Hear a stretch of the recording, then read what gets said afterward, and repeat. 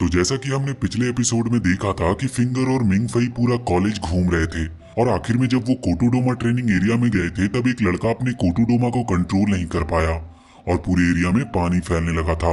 तभी वहां पर मिंग फई को भागते हुए एक बहुत बड़ा सा पेड़ दिखता है। अब आगे वो फिंगर से उस ट्री के बारे में पूछता है तो फिंगर कहता है कि ये वर्ल्ड ट्री का एक स्टैचू है और माना जाता है कि ब्लैक ड्रैगन को वर्ल्ड ट्री के नीचे ही दबा दिया गया था, इसीलिए कॉलेज ने इसका एक स्टैचू बना दिया और अब ये कॉलेज का सिंबल है। तभी वहाँ पर पीछे से प्रोफेसर गूडे आ जाते हैं और मिंग फई से कहते हैं कि मैं तुम्हें पूरे कॉलेज में ढूंढ रहा था, तुम्हें अभी मेरे साथ डॉर्म में आना होगा क्योंकि हम एक टेस्ट करेंगे। फिर डॉर्म के अंदर प्रोफेसर मिंग फई से कहते हैं कि कल तुम्हारा 3 एग्जाम होगा जिसमें ड्रैगन लैंग्वेज और टेक्स्ट के एग्जाम होंगे। इसके बाद प्रोफेसर उसे एक सीट पर बैठने के लिए बोलते हैं और कहते हैं कि मुझे तुम्हारा ब्लड चेक करना है। आगे वो प्रोफेसर एक म्यूजिक बॉक्स निकाल लेते हैं और कहते हैं कि माना जाता है जब ब्लैक ड्रैगन किंग दहाड़ते थे तो उनकी गूंज बहुत दूर पहाड़ों से गुजरकर समंदर के आगे तक पहुंचती थी और जहां जहां भी उनके ब्लड डिसेंडेंट्स होते थे वो उनकी तरफ फेस करके बो डाउन करते थे।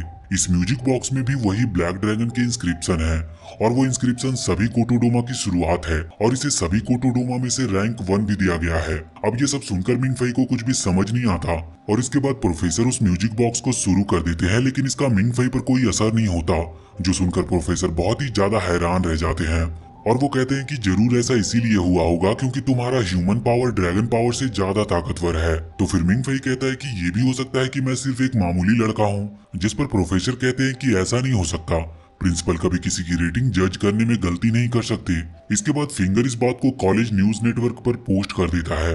वहीं मिंग फई फिंगर से कहता है कि मुझे तो ये सब सपने की तरह लगता है और आखिर में मुझे ब्रेन वॉश करके घर भेज दिया जाएगा, जिस पर फिंगर पूछता है कि क्या तुम ऐसा नहीं चाहते। ये सुनकर मिंग फई को अपनी पुरानी यादें याद आ जाती है और वो चुप हो जाता है। तो फिंगर उससे पूछता है कि क्या तुम चीटिंग करना चाहोगे, जिस पर मिंग फई मान जाता है। अगले सीन में हम सीजर को देखते हैं जो अपने स्टूडेंट काउंसिल के स्टूडेंट से कह रहा था कि हम लेजर डे पर हार गए थे इसीलिए नॉर्टन पवेलियन पर अब हमारा हक नहीं है। तभी वहां पर नुओ सीजर से कहती है कि अभी कॉलेज न्यूज नेटवर्क पर एक खबर आई है कि लू मिंग फई पर कोटोडोमा का कोई असर नहीं हुआ और ये सुनकर सब हैरान हो जाते हैं। इस तरफ हम प्रोफेसर गूडे को देखते हैं जो कि प्रोफेसर मालिन को लाइब्रेरी में मिलने के लिए बुलाया था क्योंकि उन्हें मिंग फई के टेस्ट के बारे में बात करनी थी। आगे लाइब्रेरी में प्रोफेसर मैलिन कहते हैं कि मुझे लगा था कि मिंग फई की ब्लड लाइन बहुत अच्छी होगी क्योंकि उसने सीजर और जिहांग को हराया था, लेकिन कोटोडोमा का उस पर कोई असर नहीं हुआ। तभी प्रोफेसर गूडे एक बहुत पुराने लेटर को निकालते हुए कहते हैं कि इसमें व्हाइट ड्रैगन किंग के सीक्रेट्स हैं। आगे प्रोफेसर मैलिन कहते हैं कि सिर्फ व्हाइट किंग का ओरेकल ही है जिस पर ब्लैक किंग के कोटोडोमा का कोई असर नहीं होता और उन्होंने अपने सभी बच्चों पर भी अपने ओरेकल का यूज किया था जिससे उन्हें ब्लैक ड्रैगन के आगे झुकना ना पड़े। लेकिन ऐसा माना जाता है कि उनके सभी डिसेंडेंट भी व्हाइट ड्रैगन के साथ ही मारे गए थे, पर हमें ये नहीं पता कि व्हाइट ड्रैगन का सोल सच में मरा था या नहीं, इसीलिए लू मिंग फई को स्टडी करना बहुत जरूरी है। जिस पर प्रोफेसर गूडे कहते हैं कि वो एक अच्छा लड़का है, इसीलिए मैं नहीं चाहता कि वो एक रिसर्च स्पेसिमेन बनकर रह जाए। तो प्रोफेसर मैलिन कहते हैं कि ठीक है, मैं 3 एग्जाम के खत्म होने तक किसी को भी कुछ नहीं बताऊंगा, लेकिन अगर वो इसमें फेल हो गया तो मैं इसके बारे में सब सच बता दूंगा। अब अगले सीन में हम देखते हैं कि कोई लड़का होलोग्राम ईवा को एक्टिवेट करता है जो कि नॉर्मा का एक दूसरा वर्जन है। वो उससे कहता है कि लू मिंग फई को 3 एग्जाम में पास करा देना, जिस पर ईवा इसकी वजह पूछती है तो वो कहता है कि हमें उसके बारे में काफी चीजें पता नहीं है लेकिन जल्दी पता चल जाएगा, जिस पर ईवा इसके लिए मान जाती है और उस लड़के के हाथ के ऊपर अपना हाथ रखती है। आगे हम देखते हैं कि मिंग फई भागते हुए अपना 3 एग्जाम को देने जाता है और रूम के अंदर वहां पर टीचर उसे एग्जाम के रूल्स बताते हैं और एग्जाम स्टार्ट हो जाती है। इसके बाद मिंग फई फिंगर की बात याद करता है जिसने उसे चीटिंग करने की ट्रिक बताया था। वो कहता है कि टेस्ट के दौरान तुम्हें एक ब्लैंक पेपर दिया जाएगा और तुम्हें एक हेलोसिनेशन होगा, तुम्हें अपने विजन में जो भी दिखेगा उस पेपर में कॉपी करना है। तभी मिंग फई की नजर साइड में बैठी एक लड़की पर जाती है जो कि एकदम शांत थी। उसी वक्त टीचर वहां एक ऑडियो प्ले करके वहां से बाहर निकल जाते हैं और मिंग फई फिर से फिंगर की बात याद करता है जिसने बोला था कि कॉलेज हमेशा 8 ऑडियो प्ले करता है और हमेशा 8 साल तक चेंज नहीं करते, इसीलिए इस साल के क्वेश्चन पेपर बिल्कुल सेम है जिस साल मैंने एग्जाम दिया था, इसीलिए मैं तुम्हें ऑलरेडी आंसर दे दूंगा। तभी मिंग फई देखता है कि उसके सामने बाकी स्टूडेंट अजीबोगरीब हरकतें करने लगते हैं और अपने हेलुसिनेशन में डूब चुके होते हैं, पर उसके साइड में बैठी एक लड़की अभी भी नॉर्मल थी और आंसर्स लिख रही थी। वहीं एग्जाम रूम के बाहर नुओ और टीचर बात कर रहे थे, जहां नुओ कहती है कि मैंने एग्जाम में आने से पहले एक स्पीटी विजन देखा था कि जब मेरी मॉम बेड पर लेटी हुई थी तब उनके पास एक शैडो आता है और उनके सोल को ले जाता है और फिर उनकी मौत हो गई, लेकिन मुझे पता नहीं कि वो कौन था। आगे हम देखते हैं कि जब मिंग फई 7 क्वेश्चन को लिख लेता है तभी उसे फिर से वही लड़का दिखता है और वो उसे अपने पास बुलाता है। मिंग फई उसके पास बैठकर उससे उसका नाम पूछता है, जिस पर वो लड़का कहता है कि मेरा नाम लू मिंगजे है। जिस पर मिंग फई कहता है कि मेरा कजन का भी सेम नाम है। आगे मिंगजे कहता है कि ये तुम्हारा स्पिरिट विजन है, यहाँ पर सब अपने अंदर की सच्चाई देखते हैं, इसीलिए तुम मुझे देख रहे हो। और उसी वक्त वो लोग हवा में गिरने लगते हैं और गिरते गिरते मिंगजे उससे कहता है कि सबके अंदर की सच्चाई अक्सर ऐसी चीजें होती है जिससे वो सबसे ज्यादा डरते हैं या उसके बारे में जानना चाहते हैं, या फिर जिससे वो सबसे ज्यादा दुखी हो। जिस पर मिंग फई कहता है कि लेकिन मुझे ना तो तुम में कोई इंटरेस्ट है और ना ही मैं दुखी हूँ। फिर मिंगजे उससे कहता है कि इंसान बहुत बड़े बेवकूफ होते हैं, लेकिन तुम उनसे अलग हो क्योंकि तुम जानबूझकर बेवकूफ बनने की कोशिश कर रहे हो, और तुम दुखी इसीलिए नहीं हो क्योंकि तुम्हारी जगह पर मैं दुखी हूँ। और तभी वो लोग फिर से वहीं पर आ जाते हैं जहाँ पहले बैठे थे, और उसी वक्त मिंगजे की आंखों से आंसू निकलने लगते हैं। और फिर उसके बाद मिंग फई की आंखें खुलती है तो वो अपने सामने नुओ को देखता है, जो उससे कहती है कि तुम एग्जाम के अंदर भी सो रहे हो और अभी एग्जाम खत्म हो चुका है और तुमने 9 आंसर लिखे हैं जबकि 8 ही क्वेश्चन थे, लेकिन सारे आंसर तुम्हारे सही हैं। इसके बाद जब मिंग फई रूम में आता है तो फिंगर उसे एग्जाम पास करने के लिए कांग्रेट्स कहता है और पूछता है कि मैंने देखा था तुमने प्रोफेसर मैनिस के मैजिक मैकेनिकल डिजाइन का कोर्स चूज किया है, ये आसान नहीं होने वाला। और अभी फिलहाल वो एक मिशन से बाहर है। खबर मिली है कि उन्हें ड्रैगन का सुराग मिला है, इसलिए वो उन्हें मारने गए हैं। इसके बाद हम प्रोफेसर मैनिस को देखते हैं जो कि ओशियन के ऊपर एक फ्लाइंग शिप में थे। वहीं ये सिंह और एकी नाम के 2 स्टूडेंट ओशियन गए थे। आगे ये सिंह अपने कोटोडोमा का यूज करता है जिससे वहाँ एक स्नेक समन हो जाता है और वो उसे नीचे जाने के लिए कहता है। फिर थोड़ी देर बाद सिंह को पता चलता है कि उनके पैरों के 40 मीटर नीचे एक बहुत बड़ा मेटल है और सिंह का स्नेक उसे एक्सप्लोर कर रहा है।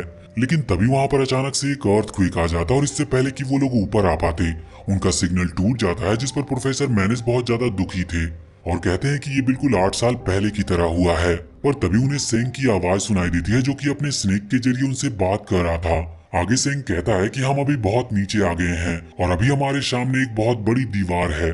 इसके बाद प्रोफेसर प्रिंसिपल को कॉल करके बताते हैं कि सेंग और एकी को एक ओशियन के अंदर एक ब्रॉन्ज से बनी सिटी मिली है, जिस पर प्रिंसिपल कहते हैं कि ये बिल्कुल कहानियों की तरह है।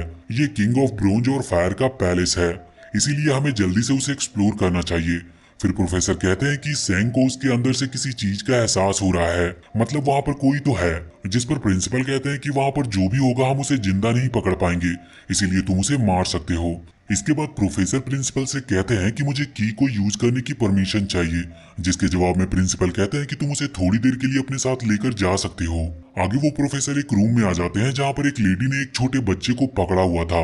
प्रोफेसर उससे कहते हैं कि प्रिंसिपल ने मुझे इसे ले जाने की परमिशन दी है, जिस पर वो लेडी कहती है कि ठीक है, पर तुम्हें इसको लेकर बहुत केयरफुल रहना होगा क्योंकि हमारे पास सिर्फ यही इकलौता की है और इसका ब्लड इतना प्योर है कि चूजियांग भी इसके सामने कुछ भी नहीं।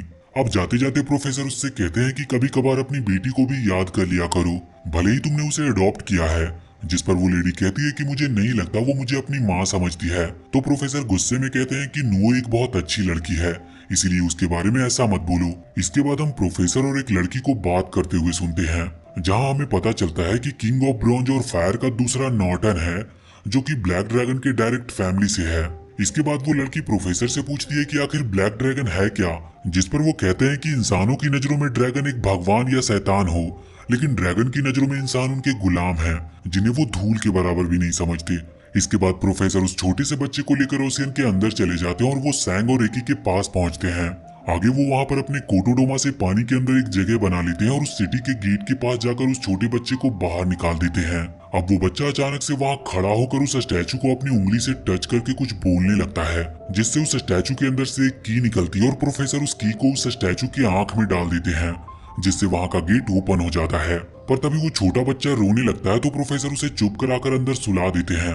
इसके बाद वो सैंग और एकी से कहते हैं कि तुम लोगों के पास 2 घंटे हैं और उसी बीच नॉर्टन का स्केलेटन लेकर बाहर आ जाना, या फिर अगर बाहर नहीं ला पाए तो तबाह कर देना। और इतना कहकर प्रोफेसर वहां से ऊपर चले जाते हैं। इसके बाद सैंग और एकी उस सिटी के अंदर जाते हैं। आगे वो देखते हैं कि वहां बहुत सारे अजीब स्ट्रक्चर्स थे। फिर जब सैंग और एकी पानी से बाहर निकलते हैं तो प्रोफेसर उस जगह को देखकर नॉर्मा को उस जगह को एक्सप्लोर करने को बोलते हैं, जिस पर नॉर्मा कहती है कि ये ब्रॉन्ज सिटी बहुत बड़े एरिया में बनी है, जहाँ पर ज्यादातर जगह खाली है और ये खाली जगह आपस में टनल से कनेक्टेड है। आगे उन्हें एक बहुत बड़ा ब्रॉन्ज का पिलर मिलता है जो कि अब एक पेड़ बन चुका था। तो सैंग एकी को वहीं पर रुककर उसकी फोटो लेने को बोलकर खुद अंदर चला जाता है। वो जाते जाते एकी से कहता है कि अगर कुछ गड़बड़ हो गई तो अकेले भाग जाना। वहीं प्रोफेसर एकी को उस पिलर के टॉप एरिया को चेक करने के लिए कहते हैं और उसे बताते हैं कि इसके ब्रांचेज और लीव्स अजीब लग रहे हैं। और जब एकी उसे अच्छे से चेक करता है तो उसे पता चलता है ये तो ड्रैगन इंस्क्रिप्शन है। और ये सुनते ही प्रोफेसर तुरंत उसे इसे कैप्चर कर लेने को कहते हैं। नॉर्मा एकी को एक एक करके फोटो सेंड करने के लिए कहती है, पर थोड़ी देर बाद एकी की नजर एक जगह पर रुक जाती है और उसकी हार्ट बीट बहुत ज्यादा तेज होने लगती है। और तभी एकी और प्रोफेसर के बीच का डाटा ट्रांसमिशन का लिंक टूट जाता है। वो वहां पर बेहोश होकर गिरने ही वाले थे, पर तभी सेंग आकर उसे पकड़ लेता और उसे बचा लेता है। इसके बाद एकी कहती है कि मुझे बस थोड़े चक्कर आ गए थे, पर मैं ठीक हूँ। आगे एकी उससे पूछती है कि तुम्हें कुछ मिला क्या, जिस पर सैंग कहता है कि मैंने उसे ढूंढ लिया है, पर वो बहुत बड़ा था इसीलिए उसे लेकर जाना नामुमकिन था, तो मैंने उसे डिस्ट्रॉय कर दिया। इसके बाद वो लोग वहां पर उस पेड़ के नीचे एक छोटे स्टैचू को देखते हैं, तो सैंग एकी से उसे उठा लेने को बोलता है, लेकिन तभी अचानक से एक ब्लैक फिगर पीछे से उसके ऊपर अटैक कर देता है। एकी सैंग को मदद के लिए बुलाती है, पर वो देखती है कि ये ब्लैक फिगर कोई और नहीं बल्कि खुद सैंग ही है, जो उसे बताता है कि जब मैं यहाँ आया था तब मैंने इस स्टैचू को तुम्हारा पीछा करते हुए देखा, इसीलिए तुम्हें बचाने के लिए मैंने ऐसा किया। ये सुनकर एकी कहती है कि इसका मतलब अभी अभी मैं इस स्टैचू के कब्जे में आ गई थी क्या। आगे एकी उससे पूछती है कि ये तुम्हारी पीठ पर क्या है, जिस पर सैंग उसे बताता है कि ये मेरे स्नेक ने ढूंढा था, पर अगर सच में ड्रैगन किंग इसमें सो रहा है तो वो अभी एक बच्चा होगा, इसीलिए इसको चुरा लेना ही सही होगा। तभी हम देखते हैं कि अचानक से उनके पीछे की दीवार हिलने लगती है। ये देखकर वो दोनों वहां से भागने लगते हैं, लेकिन वहां पूरी सिटी अब हवा में उड़ रही थी। आगे सैंग एकी से कहता है कि तुमने जब उस स्टैचू को टच किया तब इस शहर को हमारे बारे में पता चल गया और इसीलिए अब ये बंद हो रहा है। इसके बाद हम मिंग फई को देखते हैं जो नींद से अचानक अपनी आंखें खोल देता है और उसे एक बेल की आवाज सुनाई देती है, और तभी उसके सामने मिंजे आकर कहता है कि ये मौत की घंटी है, और अचानक से वो एक रिंग टावर के ऊपर पहुंच जाते हैं। अब मिंग फई ये देखकर मिंजे से कहता है कि मुझे इस सपने से बाहर निकालो, तो मिंजे कहता है कि क्या पता तुम जिसे सपना समझ रहे हो वही असलियत हो और तुम जिसे असलियत समझ रहे हो वही सपना हो। तो मिंग फई कहता है कि तुम कह क्या रहे हो और यहाँ पर कर क्या रहे हो। तो मिंजे कहता है कि मैं तुम्हें चेतावनी देने आया हूँ, क्योंकि डेथ बेल अब बज चुकी है, किसी की मौत होने वाली है और तुम मुसीबत में पड़ने वाले हो, लेकिन तुम उसे एक अपॉर्चुनिटी की तरह भी इस्तेमाल कर सकते हो। फिर मिंजे मिंग फई के सामने आकर कहता है कि क्या तुम्हें अपने गेम की चीट्स याद है। तो मिंग फई बोलता है कि हाँ मुझे याद है वो, जिस पर मिंजे उससे पूछता है कि अगर तुम्हें सारे चीट्स में सिर्फ एक चीट चुनना हो तो तुम कौन सा चूज करोगे।